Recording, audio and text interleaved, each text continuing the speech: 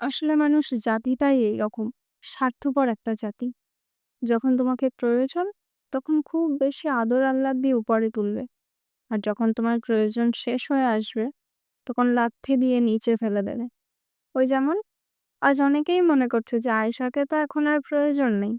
সুতরাং ওকে ছাড়াই এই কাজটা করা যাক। কোনো অসুবিধা নেই।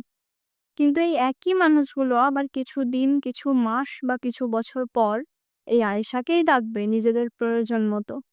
আর আমরা আসলে এমনই। যে ডাকবে সবকিছু ভুলে আবার কুত্তার মতো ল্যালা করতে, করতে দৌড়ে যাব। অথচ ভেবে অবাক হই যে ঠিক একই ঘটনা যদি আমরা তাদের সাথে ঘটাতাম, তাহলে মনে হয় পৃথিবীতে বেঁচে থাকাটাই দায় হয়ে পড়ত। এমনিতেই কোনো কিছু না করেই তাই কত অপমান, কত অসম্মান, কত বেশি ছোট করে।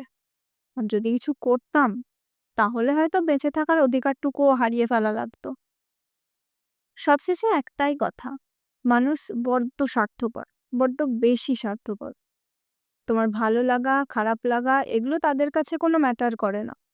তাদের দরকারে তুমি ঠিক কতটা এগিয়ে যাচ্ছ, তাদের কথা মতো তুমি ঠিক কতটা চলছো, দিন শেষে এগুলোই ম্যাটার করে। এর বাইরে কিচ্ছু নয়। তোমার ভালো লাগলো না খারাপ লাগলো, তুমি হি হি করে হাসলে না কান্না করে বালিশ ভিজালে, এগুলোতে তাদের বিন্দুমাত্র যায় আসে না। আর আমরা শুধু, শুধু তাদের কথা ভাবি। অথচ তারা আমাদের কথা একবারও ভাবে না।